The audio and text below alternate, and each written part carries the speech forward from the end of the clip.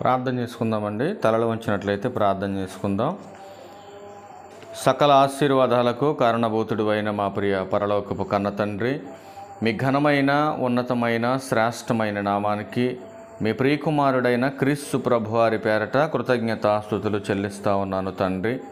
మా తండ్రివైన దేవ, నీ గ్రంథంలోంచి కొన్ని విలువైన సంగతులు నీ పిల్లలకు వివరించడానికి సిద్ధపడుతుండగా సమయోచితమైన జ్ఞానాన్ని నాకు అనుగ్రహించండి. నీ పిల్లలు కేవలము వినేవారుగా ఉండి మోసపోక విత్తబడుతున్న మాటలో ఉన్న సత్యాన్ని గమనించటానికి, గ్రహించటానికి సమయోచితమైనటువంటి జ్ఞానాన్ని నీ పిల్లలకు అనుగ్రహించి నడిపించమని అడుగుచున్నాను.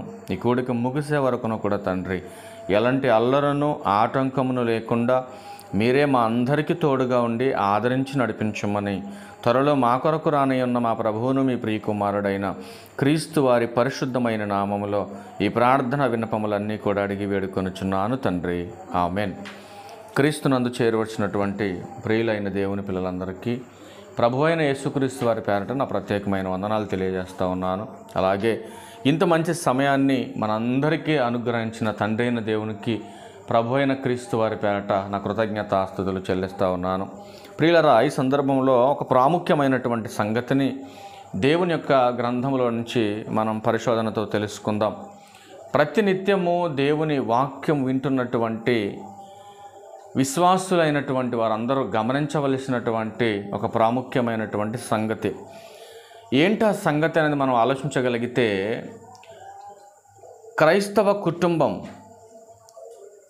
ఒక కుటుంబముగా కూడుకుంటున్నటువంటి వారందరూ కూడా వారి వారి వ్యక్తిగత జీవితాలలో వారి యొక్క నిత్య అవసరతల కొరకు వారికి వస్తున్నటువంటి అనేకమైనటువంటి శ్రమలు, బాధలు, అనేకమైనటువంటి సమస్యల గూర్చి దేవునికి మనవి చేసుకొని దేవుని ద్వారా ఫలితాన్ని పొందవలసినటువంటి క్రైస్తవులు ప్రార్థనకు ఉన్నటువంటి ప్రాముఖ్యతను ఎరుగక, ప్రార్థించక, దేవుని ద్వారా ప్రతిఫలము పొందుక ఈరోజు చాలామంది అజ్ఞానంతో బ్రతుకుతున్నట్టుగా మనకు కనపడతా ఉంది. దేవుడు ఎన్నో సందర్భాలలో తన గ్రంథంలో రాయించాడు. చరిత్రలోకి వెళ్ళి మనం చూడగలిగితే భక్తుడైనటువంటి యెషయా గారి ద్వారా ఇశ్రాయేలీయులను గూర్చి ఆయన ఏం మాట్లాడుతున్నాడో, నేడున్న క్రైస్తవ విశ్వాసుల్లో ఎట్లాంటి స్వభావం ఉందో లేదో ఒకసారి మనం ఈ మాటను బట్టి మనం చూద్దాం. ప్రియమైన దేవుని వారలారా, యెషయా గ్రంథం 43వ అధ్యాయంలో 22వ వచనంలో ఆయన మాట్లాడుతున్నాడు. యాకోబు, నీవు నాకు మొరపెట్టుట లేదు అనే పదాన్ని అక్కడ మాట్లాడడం జరిగింది. ఒక్క నిమిషం అక్కడ యాకోబు గారి పేరుకు బదులు ఒకసారి మనల్ని పెట్టుకొని మనం చదివితే, ప్రియులరా ఒకసారి గమనించండి, దేవుడు ఏం కోరుతున్నాడు తన పిల్లల గురించి అనంటే, తన పిల్లలు తనతో మాట్లాడాలి అనేది దేవుడు కోరుతున్నాడు. ప్రతి నిత్యము మాట్లాడాలి, ప్రతి అవసరతను దేవునికి చెప్పాలి. ఎందుకంటే మన అవసరాలు తీర్చగలిగేది దేవుడు, మన సమస్యలను తీర్చగలిగేది దేవుడు. మనకు వస్తున్న ప్రతి ఒక్క విధమైనటువంటి అనేకమైనటువంటి సమస్యలను తొలగించగలిగేది దేవుడు. కనుక దేవునికి మాత్రమే మనం విన్నవించుకోవాలి, దేవునికి మాత్రమే మనం మొరపెట్టాలని గ్రంథం మనకి స్పష్టంగా తెలియజేస్తూ ఉంది. ఎందుకు ఈరోజు చాలామంది ప్రార్థన చేయలేకపోతున్నారు? ఇప్పుడు దేవుని మాటలు వింటున్నటువంటి మనం దేవునికి మొరపెట్టాలి. దేవుడు మనతో మాట్లాడుతున్నాడు వాక్యం చేత, మనము దేవునితో మాట్లాడాలి ప్రార్థన ద్వారా. ఇట్లాంటి కమ్యూనికేషన్ దేవునితో మనం చేసినప్పుడు దేవుడు మన మొర విని మన ప్రార్థనకు ప్రతిఫలం ఇస్తాడు. చాలామందికి ప్రార్థన వలన ఉన్న ప్రతిఫలం అర్థం కాలేదండి. అంటే ప్రార్థిస్తే ప్రతిఫలం ఉందా అని అంటే ఖచ్చితంగా ఉందని బైబిల్ చెప్తా ఉంది. అందుకని ఒక చిన్న టైటిల్ మనం తీసుకొని మనం ముందుకెళ్ళే ప్రయత్నం చేద్దాం. ప్రార్థన వలన ఫలితం ఉందా? చాలామందికి తెలియదండి. ప్రార్థన వల్ల ఫలితం ఉందని తెలిస్తే అసలు ఎందుకు మిస్ చేసుకుంటారు జనాలు? ఎందుకు ప్రార్థన చేయకుండా ఉంటారు జనాలు? ఒకసారి మీరు ఆలోచన చేయండి. అందుకని యేసుక్రీస్తు ప్రభువారు ఒక మాటను తెలియజేస్తూ ఉన్నాడు. ఆయన ఒకసారి చూద్దాం. ఆ మాటలు మనం చాలా ప్రాముఖ్యమైన సంగతులు ప్రియులారా. మనం చాలా నిదానంగా దేవుని గ్రంథంలో నుంచి కొన్ని మాటలు చూద్దాం ఒకసారి. మత్తయి సువార్త 7వ అధ్యాయం వచనం కూడా 7లో ఆయన అంటాడు కదా, అడుగుడి మీకు ఇయ్యబడును అన్నాడు. అసలు అడగకుండా దేవుడు ఎందుకు ఇస్తాడు నీకు? అంటే సమస్తాన్ని కలగజేసిన దేవుడు, సమస్తమును ఎరిగినటువంటి దేవుడు తన పిల్లలకి ఏది అవసరమో తెలియదా అంటారు చాలామంది. కానీ అన్నీ తెలిసినటువంటి దేవుడు ఏం కోరుతున్నాడంటే, తన పిల్లలు తనని అడిగితే ఇవ్వాలనుకుంటున్నాడు తండ్రి. మనకైనా అంతే కదండి. ఒకసారి ఇప్పుడు మన పిల్లలకి ఏం కావాలో తెలిసినా కూడా మనల్ని అడిగితేనే మనం ఆనందపడతాం. ఇదిగో నా బిడ్డ అడిగాడు, నా కొడుకు అడిగాడు, నా కూతురు అడిగింది. ఒకసారి అడిగితే కూడా కొంతమంది ఏం చేస్తారంటే 10 సార్లు అడిగించుకొని కొని పెడతా ఉంటారు కొంతమంది. దేవుడు కూడా అంతేనండి. తనను అడగాలి ఏదైనా. అంటే ఏది అడిగినా ఇస్తాడా దేవుడు అని అంటే ఖచ్చితంగా నువ్వు ఏది అడిగినా చేయగలిగిన సమర్థుడు ఆయన. అందుకే ప్రార్థన వలన ఫలితం ఉందా అనే ఈ టైటిల్లో అసలు ప్రార్థన వలన ఎంత ఫలితం ఉందో కొంచెం నిదానంగా మీరు మనసు పెట్టి వినగలిగితే ప్రియులారా, ఎంత ఫలితం ఉందో ఈ దినం నుంచి ఈ యొక్క మాటలు విన్న మీరందరూ కూడా అసలు నిత్యము ప్రార్థన చేయడానికే మీరు ముందుకెళ్ళే ప్రయత్నం చేస్తారు. ఈ మొత్తం కంప్లీట్గా మీరు వినగలిగితే ఎంత లాభం ఉందో మీరు చూడగలిగితే. ఆయన ఏమంటున్నాడు మత్తయి సువార్త 7:7లో, అడుగుడి మీకు ఇవ్వబడును, వెదుకుడి మీకు దొరుకును అన్నాడు. ఎప్పుడైతే మనం అడుగుతామో, ఏది అడుగుతామో అది ఖచ్చితంగా ఇవ్వగలుగుతాడు. ఏది అడగాలి? నువ్వు ఏది అడుగుతున్నావు? లోక సంబంధమైనవి, దేహ సంబంధమైనవి అడిగితే ఇవ్వడవు. నువ్వు అడగాల్సింది ఫస్ట్ ఆత్మ సంబంధమైనవి అడగాలి. ఆత్మ సంబంధమైనవి అడగాలి.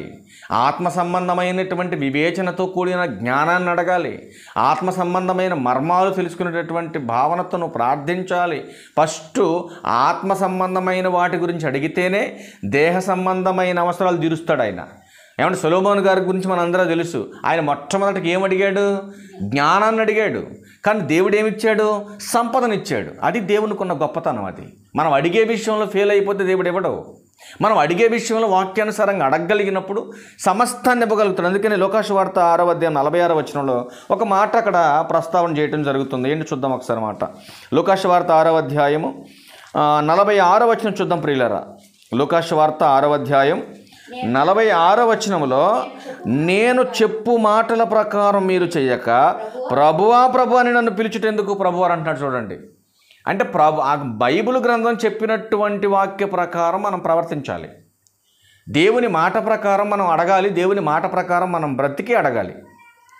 అప్పుడు ఖచ్చితంగా మనం అడిగేది మనం విన్నవించుకున్న దేవుడు విని మనకు చేస్తాడు. అసలు ప్రార్థన అనేది ఎలా విన్నవించుకోవాలి? పాయింట్ మొట్టమొదటిగా మనం 4 విషయాలు మనం గమనించాలి. ప్రార్థన వలన ఫలితం మనకు ఎలా వస్తుందో ఇందులో మనం 4 విషయాలు మనం గమనించాలి. మొట్టమొదటి విషయం చూడగలిగితే ఎవరికి చేయాలి ప్రార్థన, ఎవరి ద్వారా చేయాలి. మూడోది చూడగలిగితే ఎందుకు చేయాలి. నేడున్నటువంటి క్రైస్తవ్యం దేనిని గురించి ప్రార్థన చేస్తుంది దేవునికి, ఇవన్నీ కూడా మనం ఆలోచించవలసినటువంటి అవసరం ఉంది. అసలు ఎవరికి చేయాలి, ఎవరి ద్వారా చేయాలి, ఎందుకు చేయాలి అనే దాని గురించి మనం చూడగలిగితే కొలసీలకు రాసిన పత్రిక 3:17 ప్రభువైన యేసుక్రీస్తు ద్వారా అని మాట్లాడతారు. అక్కడ ప్రభువైన యేసుక్రీస్తు వారి ద్వారా మాట చేతే కానీ క్రియ చేతే కానీ ఏది చేసినా తండ్రి అయినటువంటి దేవునికి ఎవరి ద్వారా కృతజ్ఞతాస్తుతులు చెల్లించాలి అంటే ఎవరి ద్వారా ప్రార్థన చేయాలి. ఆ లైన్ అంతా కంటిన్యూషన్ చేసి చదవండి ఒకసారి ఆ మాట. మరియు మాట చేతే కానీ క్రియ చేతే కానీ మీరేమి చేసినను ప్రభువైన యేసు ద్వారా తండ్రి అయిన దేవునికి కృతజ్ఞతాస్తుతులు చెల్లించాలి. సమస్తం నువ్వేది చేసినా కూడా ఎవరి ద్వారా చేయాలి? ప్రభువైన యేసుక్రీస్తు వారి ద్వారా తండ్రి అయిన దేవునికి నువ్వు కృతజ్ఞతాస్తుతులు చెల్లించాలి. అంటే క్రీస్తు వారి ద్వారా నువ్వు ప్రార్థన విన్నపములు ఆయనకి చెప్పాలి. క్రీస్తు వారి ద్వారా నువ్వు అడగాలి అనే ప్రధాన్ని ఇక్కడ మనకు ప్రస్తావన చేయడం జరుగుతుంది. అసలు యేసుక్రీస్తు ప్రభు వారు అసలు ఎలా చేయమన్నాడు ప్రార్థన? ఈరోజు ఉన్నటువంటి సంఘాలలో ఉన్నటువంటి వ్యక్తులు కానీ సేవకులు కానీ ఏమన్నా కనబడుతున్నటువంటి క్రైస్తవ కుటుంబాలలో అసలు ఎలా ప్రార్థన చేస్తున్నారు, ఆయన ఎలా చేయమన్నాడు ఒకసారి మనం చూడగలిగితే ప్రియులరా, మత్తయి సువార్త 6:6 ప్రియులరు చూద్దాం ఒకసారి. ఎలా చేయమన్నాడు ప్రార్థన, ఈరోజు ఎలా చేస్తున్నారు కొంచెం చూద్దాం. ఆనాడు ప్రభు చెప్పిన ప్రార్థనకి ఈనాడు సంఘాలు చేస్తున్న ప్రార్థనకి ఎంత వ్యత్యాసం ఉందో కొంచెం గమనిద్దాం జాగ్రత్త వాక్యానుసారంగా. నీవు ప్రార్థన చేయనప్పుడు నీ గదిలోనికి వెళ్ళి తలుపు వేసి రహస్యమందున్న నీ తండ్రికి ప్రార్థన చేయము. ఎవరు చేయాలి ప్రార్థన? తండ్రికి చేయాలి. ఎవరు చెబుతున్న మాట ఇది? ప్రభు అయిన క్రీస్తు వారు చెబుతున్న మాట. ఈ సమాజానికి ఆనాడు చెప్పాడు యేసుక్రీస్తు ప్రభు వారు ఎలా ప్రార్థన చేయాలో. రహస్యముగా చేయమంటున్నాడు ప్రార్థన. ఈరోజు అసలు ఎలా చేస్తున్నారో ప్రార్థన, దానికి ఉన్నటువంటి ప్రాముఖ్యత తెలియకుండా ఈరోజు ప్రార్థన ఏమంటే అసలు ఎలా జరుగుతుందో మనం వర్ణించలేనటువంటి భావనతో, బైబిల్ సపోర్ట్ చేయనటువంటి భావనతో ఈరోజు ప్రార్థన జరుగుతుందండి. కానీ ప్రభు ఏం చెబుతున్నాడు ఇక్కడ? ఎలా చేయమన్నాడు ప్రార్థన? నీవు ప్రార్థన చేయనప్పుడు నీ గదిలోనికి వెళ్ళి తలుపు వేసి రహస్యమందున్న నీ తండ్రికి ప్రార్థన చేయుము. అంటే ఇది వ్యక్తిగతమైనటువంటి ప్రార్థన సూచిస్తుంది ఇక్కడ. అంటే వ్యక్తిగత ప్రార్థన కూడా ఎలా చేయాలి మనం? ఇప్పుడు పబ్లిక్ మీటింగ్లు అనుకోండి, అందరం కలిసి ఉన్నాం కాబట్టి సంఘమంతా కలిసి ప్రార్థన చేస్తే అది తప్పేం కాదు. అలా అని చెప్పేసి గోల చేసి ప్రార్థన చేయమని ఎక్కడ చెప్పలేదు. అది దేవుని యొక్క లక్షణం కాదు. కాబట్టి ఇక్కడ వ్యక్తిగత ప్రార్థన గురించి మాట్లాడుతూ ఆయన ఏమంటున్నాడంటే, ఇదిగో నువ్వు ప్రార్థన చేయనప్పుడు ఇదిగో నీ గదిలోకి వెళ్ళు, తలుపేసేసుకో. ఎందుకు తలుపేసుకోమన్నాడు? నువ్వు ప్రార్థన చేసేది పబ్లిసిటీ చేయాల్సిన అవసరం లేదు. నువ్వు ప్రార్థన చేస్తున్నట్టు సమాజానికి నువ్వు ప్రూఫ్గా చూపించనక్కర్లేదు. నువ్వు ప్రార్థన చేసేది ఎవరికి వినపడనక్కర్లేదు. ఎవరికి వినపడాలి? దేవునికి వినపడాలి. రహస్యమందు చూచు నీ తండ్రి నీకు ప్రతిఫలం ఇస్తాడు. ఎలా చేస్తే ప్రతిఫలం ఇస్తాడు? దేవుడు? నువ్వు ప్రార్థన చేస్తే, పబ్లిసిటీ కోసం ప్రార్థన చేస్తే నీకు ప్రతిఫలం ఇవ్వడాయినా. ఎవరో నన్ను చూడాలి, నేను భక్తిపరుడు కదా, నా భక్తి ఏంటో ఈ సమాజానికి కనపడాలని నువ్వు ప్రార్థన చేసేటటువంటి ప్రతిదీ కూడా పబ్లిసిటీ చేసుకుంటే దానివల్ల ఒరిగేది ఏమి లేదు నీకు. నువ్వు చేస్తున్నటువంటి ప్రార్థన దేవునికి వినబడేలా చేయాలి, దేవునికి కనబడేలా చేయాలి, దేవునికి నచ్చేలాను చేయాలి. అప్పుడు నీకు ప్రతిఫలం వస్తుంది. మరి మనం చేస్తున్నటువంటి వ్యక్తిగత ప్రార్థనలో దేవుడు మనకు ప్రతిఫలం ఇవ్వాలంటే అసలు మన యొక్క క్వాలిఫికేషన్ ఎలా ఉండాలి, మన క్వాలిటీ ఎలా ఉండాలి అనేది మనం చూడగలిగితే, యోహాను గారు రాసిన మొదటి పత్రికలో ఒక ప్రాముఖ్యమైన సంగతిని యోహాను గారు చెబుతున్నారు. ఒకసారి చూద్దాం ఆ మాట కూడా. ఏమంటే ప్రార్థన చేస్తున్న ప్రతి వారికి ప్రతిఫలం వస్తుందా అంటే, ప్రతిఫలము రావాలంటే ఇలా ఉండాలి. ఇప్పుడు యోహాను గారు మాట్లాడుతున్నాడు, ప్రార్థనకు ప్రతిఫలం కావాలంటే ఇలానే చేయాలి ప్రార్థన. యోహాను గారు రాసిన మొదటి పత్రిక 3వ అధ్యాయము 22వ వచనం చూద్దాం. మరియు మనం ఆయన ఆజ్ఞను గైకొనుచు ఆయన దృష్టికి ఇష్టమైనవి చేయుచున్నాము గనుక మనం ఏమడిగినను అది ఆయన వలన మనకు దొరుకును. జాగ్రత్తగా పాయింట్ చేసుకోవాలి ఈ మాట మీరు. ఏమంటే ప్రార్థన చేసే వాళ్ళందరూ ఎలా ప్రార్థన చేస్తే ప్రతిఫలం దొరుకుతుంది ప్రార్థనకనంటే, ఆయన ఆజ్ఞలు ఏవైతే మనము పాటిస్తున్నామో ఆ పాటిస్తున్నటువంటి మనం ఆయనకి ఇష్టమైనవి చేసినప్పుడు మనం ప్రార్థన చేస్తే ఆ ప్రార్థనకు ప్రతిఫలం వస్తుంది. అంతేనా? మరి ఆయనకి ఇష్టమైనవి చేయకుండా, ఆయన ఆజ్ఞలు అనుసరించకుండా మనం ఎలా పడితే అలా ప్రార్థన చేస్తే వినేయటానికి ఆయన మీ ఇంటోడు కాదు, పోనీ మీ వీధిలో వ్యక్తి కాదు, ఏమంటే మీ మండలాల్లో ఉన్నటువంటి వ్యక్తులు లాంటి కాదు ఆయన. ఆలోచిద్దాం ప్రియమైన దేవుని వారలారా. అందుకే బైబిల్ గ్రంథం ఏమని హెచ్చరిస్తూ ఉందంటే, ప్రార్థన ఎలా చేయాలో మనం తెలుసుకోవాలి. ఎలా చేస్తే దేవుడు వింటాడో మనకు తెలియాలి. దేవుని ఆజ్ఞలు గైకుంటున్నాం మనం, దేవునికి ఇష్టమైనవి చేస్తున్నాం మనం ఎలా చేయాలో లూకా సువార్త 18వ మొదటి వచనం అంటాడు. చూద్దాం ఒకసారి ఆ మాట. ఆయన ఆజ్ఞలు అనుసరిస్తున్న మనం, ఆయన ఇష్టాన్ని నెరవేరుస్తున్న మనం, ప్రార్థన వలన ప్రతిఫలం మనకు దొరకాలంటే మనం ఎలా చేయాలో ప్రార్థన చెప్తున్నాడు అక్కడ. లూకా సువార్త 18వ అధ్యాయం ప్రారంభ వచనంలో, వారు విసుకక నిత్యము ప్రార్థన చేయుచుండవలెను. చాలండి. ఎలా చేయాలి ప్రార్థన? నిత్యము చేయాలి. మన అవసరాలు తీర్చుకునేటప్పుడు మాత్రమే, సమస్యలు వచ్చినప్పుడు మాత్రమే, కష్టాలు కన్నీళ్ళు వచ్చినప్పుడు మాత్రమే ప్రార్థన చేయటం కాదు. అది భక్తిపరుడు ఉండవలసిన లక్షణం అస్సలు కానే కాదు. అది ఒక విశ్వాసకు ఉండవలసిన లక్షణం కాదు అది. మరి ఎలా ప్రార్థన చేయాలి? విసుకక నిత్యము చేయాలంటున్నాడు. అంటే ప్రార్థన చేసే విషయంలో విసుగు రాకూడదు నీకు. చాలామంది ఈరోజు నేను చేసుకోలేనులేండి, అలసిపోయానండి, ఒంట్లో బాగాలేదండి, బాగా తినేసానండి, చేసుకునే పరిస్థితి లేదండి. నేను గోలగోలగా ఇవ్వడం చేయమన్నాడా? పౌలు గారు ఏమన్నాడు? ఆత్మతోనూ ప్రార్థన చేసుకోగలను, మనసుతో కూడా నేను ప్రార్థన బహిరంగంగా కూడా చేయగలడు ఆయన. కానీ మనసులో కూడా ప్రార్థన చేసుకోగలడు. ఆ అవకాశం దేవుడు కల్పించాడు క్రైస్తవులకే. కానీ విసుకక నిత్యము ప్రార్థన చేయమన్నాడు. విసుకొస్తుంది ఈరోజు చాలామందికి. అలా చేస్తే, విసుగుతో నువ్వు ప్రార్థన చేస్తే నీ ప్రార్థనకు ప్రతిఫలము దొరకదు. మరి ఇంకా ఎలా చేయాలి?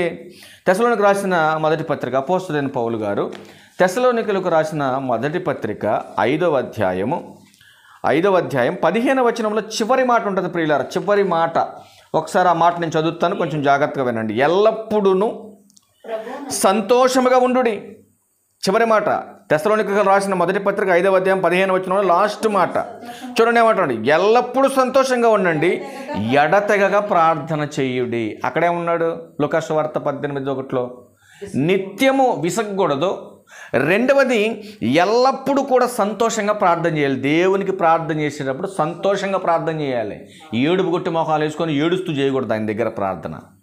ఒక పాపి తన పాపంలో నుంచి మారటం కొరకు పశ్చాత్తాపంతో దైవచిత్తానుసారమైన దుఃఖముతో ఒక పాపి తన మార్పు కోరేటప్పుడు చేయాలి ప్రార్థన.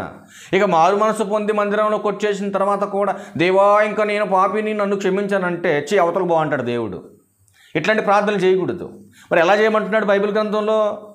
ఎల్లప్పుడూ కూడా సంతోషముతో ఆయనకు మనం ప్రార్థన చేయాలని గ్రంథం హెచ్చరిస్తూ ఉంది.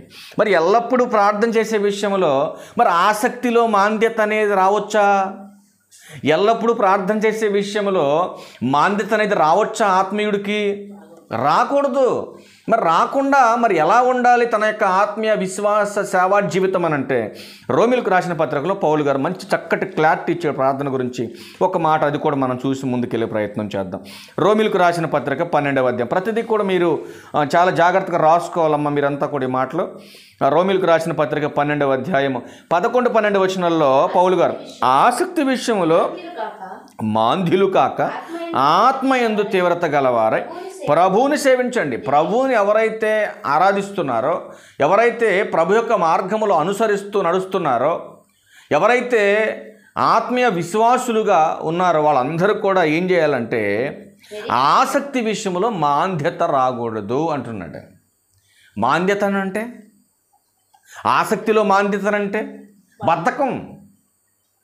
ఈరోజు చేసుకోకపోతే ఏమవుతుందిలే, రేపు చేసుకుందాంలే, ఈరోజు మన ఫంక్షన్కి వెళ్ళాం, ఈరోజు అలసిపోయి వచ్చాం కదా, జర్నీ చేసాం కదా, పద్దాకలు పని చేసాం కదా, ఎందుకులే అని మీకున్న ఆసక్తిలో మాంద్యతను తెచ్చుకోవద్దు. మరేం చేయాలి?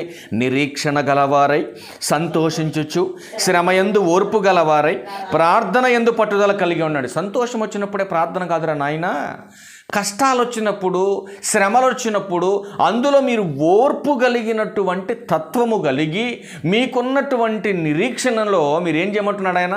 ప్రార్థన పట్టుదల మీకు ఉండాలి. ఎందుకు ఇంత క్లారిటీగా ఖచ్చితంగా భక్తుల ద్వారా, సేవకుల ద్వారా మాట్లాడుతున్నాడు అని అంటే, ప్రార్థన వలన ఫలితం ఉందని దేవుడు హెచ్చరిస్తున్నాడు ఈ సమాజాన్ని. కనుక ప్రార్థన వల్ల ఫలితం ఉందని చెబుతున్నాడు. ఏదైనా ఇస్తాడా దేవుడు అంటే? ఖచ్చితంగా ఇస్తాడు ఏదైనా. ఒకవేళ మీలో జ్ఞానం కొదువుగా ఉందా? అడగండి, దేవుడు ఖచ్చితంగా ఇస్తాడు. చెప్పాడు ఆ మాట బైబిల్లో ఎక్కడైనా? యాకోబు గారు రాసిన పత్రిక 1వ అధ్యాయం 5వ వచనం చూడండి. ఒకవేళ మీకు చదువు రావట్లేదు అనుకుంటున్నారా, ఈ లోక సంబంధమైనటువంటి చదువు విషయంలో కానీ, ఇంకా ఏదైనా మీకు అర్థం కానివి, మీ జ్ఞానం సరిపోవట్లేదని బాధపడుతున్నారా, లేదా వాక్య జ్ఞానం అర్థం కావట్లేదని బాధపడుతున్నారా? ఏ జ్ఞానం, లోక జ్ఞానమైన దైవ జ్ఞానమైన ఏ జ్ఞానమైనా నీకు కొదువుగా ఉంటే, ఏమంటే ఆత్మ సంబంధమైనటువంటి ఒక విశ్వాసిగా, దేవుని కుమారుడుగా, కుమార్తెగా విశ్వాసంతో ప్రార్థన చేయి, ఖచ్చితంగా దేవుడు ఇస్తానని మాట్లాడుతున్నాను. మీలో ఎవనికైనాను జ్ఞానము కొద్దువుగా ఉన్న ఎడల అతడు దేవుని అడగవలేను, అప్పుడు అది అతనికి అనుగ్రహింపబడి. ఏమన్నా ఇస్తానని చెప్పాడా? ఏమన్నా చెప్పాడా? ఏమన్నా అడిగితే ఖచ్చితంగా ఇవ్వగలిగే దేవుడు అండి ఆయన. ప్రతిదీ ఇస్తాడు ఆయన. నీ జ్ఞానం కొద్దుగా ఉంటాడు. ఒకవేళ తెలివి లేదా, నీకు వివేచన లేదా, అది కూడా ఇవ్వగలిగిన సమర్థుడండి దేవుడు. ఎక్కడ సమాజంలో ఎక్కడ ఏ షాపులో దొరకదండి. ఇది దొరుకుద్దా? ఈ జ్ఞానాన్ని ఎవడు అమ్మడో? ఈ జ్ఞానాన్ని ఇవ్వగలిగిన వాడు దేవుడు మాత్రం. ఎందుకంటే నిన్ను సృష్టించిన వాడు, నిన్ను కలగజేసిన వాడు నీకు జ్ఞానం ఇవ్వగలిగినటువంటి సమర్థుడను నమ్మాలి. ఒకసారి తెలివి కావాలా, వివేచన కావాలని కూడా మనం ఆలోచన చేస్తే, సామెతల గ్రంథం 2వ అధ్యాయం 6వ వచనంలో ఒక ప్రాముఖ్యమైన సంగతిని అక్కడ సొలొమోను గారు మాట్లాడుతున్నారు. అది కూడా విందాం. ఒకసారి ఆ మాట కూడా చూద్దాం, మనం చదువుకుందాం. సామెతల గ్రంథం 2వ అధ్యాయం 6వ వచనం చూడండి ప్రియులరా. సామెతల గ్రంథం 2వ అధ్యాయం 6వ వచనం. యెహోవాయే జ్ఞానమిచ్చువాడు. ఈ జ్ఞానాన్ని ఎవ్వడెవలేడు ఈ భూమి మీద. ఎందుకంటే ఆయన ఇచ్చే జ్ఞానం వేరే సపరేట్గా ఉంటుంది. ఎందుకంటే ఈ లోక జ్ఞానం కంటే మించినటువంటి అధికమైన జ్ఞానం దేవుడు మాత్రమే ఇవ్వగలిగిన వాడు. అందుకే అంటున్నాడు ఇక్కడ సొలొమోను గారు, యెహోవాయే జ్ఞానం ఇచ్చేవాడు, తెలివియు వివేచనయు ఆయన నోట నుండి వచ్చును. అంటే దేవుని యొక్క మహాజ్ఞానంలోని ఇమిడి ఉందండి తెలివైన, వివేచనైన, జ్ఞానమైన. ఇదంతా కూడా ఆయన వాక్యములో ఇమిడి ఉంది. ఇదంతా కూడా ఎప్పుడైతే ఈ యొక్క జ్ఞానాన్ని మనం నేర్చుకుంటామో, ఈ లోకంలో ఉన్నటువంటి జ్ఞానం అది ఆప్ట్రాలండి. ఈ జ్ఞానం మనం నేర్చుకున్నప్పుడు ఆ జ్ఞానం మనకు చాలా చిన్నగా కనపడుతుంది. అందుకే ముందుకి జ్ఞానం మీరు నేర్చుకోగలిగితే అసలు ఈ లోకంలో పాఠశాలల్లో, కాలేజీల్లో, ఇన్స్టిట్యూట్లో చెప్తున్నటువంటి జ్ఞానం అంతా కూడా ఈజీగా నీకు అర్థమవుతుంది. ఈజీగా నువ్వు నేర్చుకోగలుగుతావు, ఈజీగా ప్రయోజకుడు కాగలుగుతావు, ఒక గొప్ప టాలెంట్ పరుడికి సమాజంలో నిలబడగలుగుతావు. మరి ఈ జ్ఞానాన్ని నేర్చుకోకుండా పక్కన పెట్టేసి ఆ జ్ఞానం కోసం పరుగులు ఎడితే ఆ జ్ఞానం నీకు ఎప్పటికీ ప్రయోజనం కాదు. నువ్వు బతుకున్నంత వరకే ఉపయోగపడుతుంది ఆ జ్ఞానం. కానీ ఈ జ్ఞానం నేర్చుకుంటే ఈ లోక జీవనానికి ఉపయోగపడుతుంది, మరొక జీవితం ఉంది, ఆ జీవితానికి కూడా జ్ఞానం ఉపయోగపడుతుంది. కానీ నిర్లక్ష్యం చేస్తున్నటువంటి ధోరణి మనకు కనపడుతూ ఉంది. అందుకే అడుగుతున్నాడు ఆయన, ఏదైనా ఇవ్వగలిగే సమర్థుడు ఆయన, దేనిని గూర్చి నువ్వు చింతపడద్దు. మరి ఏం చేయాలి? ఫిలిప్పీయులకు రాసిన పత్రిక 4వ అధ్యాయం 6వ వచనం దగ్గరికి వెళ్ళండి. మరొక మాట చూసి మనం క్లోజ్ చేద్దాం. ఫిలిప్పీయులకు రాసిన పత్రిక 4వ అధ్యాయం 6వ వచనంలో పౌలు గారు చక్కటి మాట తెలియజేస్తున్నాడు ఫిలిప్పీ సంఘానికి.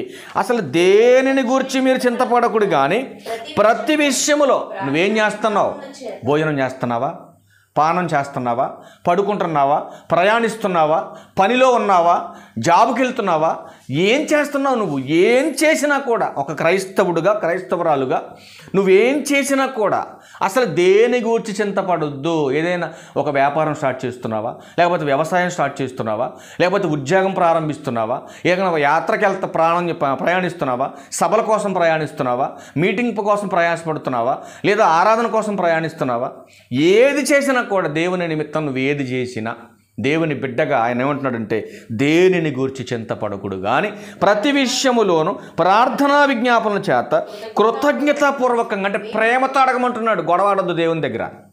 నువ్వు నాకెందుకు ఇవ్వవు, నాకెందుకు చెయ్యవు అని చెప్పేసి దేవుని దగ్గర ఆర్గ్యుమెంట్ చేయకూడదండి ఎప్పుడు కూడా. ఎలా మాట్లాడాలమంటున్నాడు దేవుడితో? కృతజ్ఞత అంటే ప్రేమగా మాట్లాడాలి, ప్రేమగా అడగాలి, ఆయన్ని ప్రేమగా అడగాలి. ఎలా అడగాలి? నిత్యం అడగాలి, ఎల్లప్పుడూ అడగాలి, ఆసక్తి కలిగి అడగాలి ఆయన్ని. అన్నీ కూడా సమకూర్చగలిగే తండ్రి పరలోకమందు మనకున్నాడని మనం ఎరిగి యేసుక్రీస్తు వారి ద్వారా మనవిని ఆయనకి చెప్పాలనేది దేవుని గ్రంథం మనకు సెలవిస్తూ ఉంది. అందుకే మీ విన్నపములు దేవునికి తెలియజేస్తే 7వ వచనంలో, అప్పుడు సమస్త జ్ఞానమునకు మించిన దేవుని సమాధానం ఎవరి వలన? యేసుక్రీస్తు వలన మీ హృదయాలకు, మీ తలంపులకు ఆయన కావలుంటాడు. చూసారండి, పనికిమాలిన ఆలోచనలు రాకుండా, నీ హృదయం చెడిపోకుండా, నువ్వు నాశనానికి వెళ్ళిపోకుండా ఆయన సాక్షాత్తు నీకు తోడుంటాడు. ఎలా తోడుంటాడు? ప్రార్థన వలన నువ్వు ఆయన అడిగితే ఆయన కృప, ఆయన ఆదరణ మీకు తోడుంటుందని గ్రంథం మనకి హెచ్చరిస్తూ ఉంది. ఎప్పుడైనా ఒకటి గుర్తుపెట్టుకోండి, నీ కార్యము జరగాలంటే ఆ కార్యాన్ని నెరవేర్చగలిగే శక్తిమంతునికి నువ్వు మొరపెట్టాలి. అది ఏ కార్యమైనావని చూద్దాం ఒకసారి. మాట కూడా 57వ కీర్తనలో దావీదు గారు మాట్లాడుతున్న మాట చూడండి, చాలా అద్భుతంగా ఉంటుందండి ఈ మాట. 57వ కీర్తన 2వ వచనంలో చాలా ప్రాముఖ్యమైన సంగతి చెప్తున్నాడు. నేడు క్రైస్తవ్యం జాగ్రత్తగా వినాలి ఈ మాటలు. చూడండి, మహోన్నతుడైన దేవుడు, చూడండి, నా కార్యము సఫలము చేయు దేవునికి, నా కార్యము సఫలము చేయు దేవునికి నేను మొరపెట్టుచున్నాను. చూసారండి, భక్తుడైన దావీదు గారు ఏమంటున్నాడు అంటే, నా కార్యము నెరవేర్చేవాడు, నా కార్యము జరిగించేవాడు, నేను అనుకున్నది అనుకున్నట్టుగా చేయగలిగే సమర్థుడు నేను నమ్ముకున్నటువంటి నా దేవుడని భక్తులు హెచ్చరిస్తున్నారు. ప్రియులారా, ఈరోజు మీరు అనుకున్నవి ఎందుకు జరగట్లేదు అంటే, మీరు పూర్తిగా దేవుని నమ్మలేదు, పూర్తిగా దేవుని మీద ఆధారపడలేదు, నీ కార్యము ఆయన మీద మోపలేదు, నీ భారాన్ని ఆయన మీద వేయలేదు, కనుకనే నీ కార్యము సఫలం అవ్వట్లేదు, విఫలమైపోతున్నది గమనించాలా. అందుకే గ్రంథం హెచ్చరిస్తూ ఉంది, ప్రార్థన వలన ఫలితం ఉంది, కానీ ఫలితము లేదనుకొని ఈరోజు చాలామంది ప్రార్థన చేసుకోవటం మానేశారని చాలామంది. అందుకే అక్కడ మాట్లాడుతున్నాడు యాకోబు, నీవు నాకు మొరపెట్టట్లేదు, నువ్వు నాకు మొరపెట్టలేదు అంటున్నాడు దేవుడు.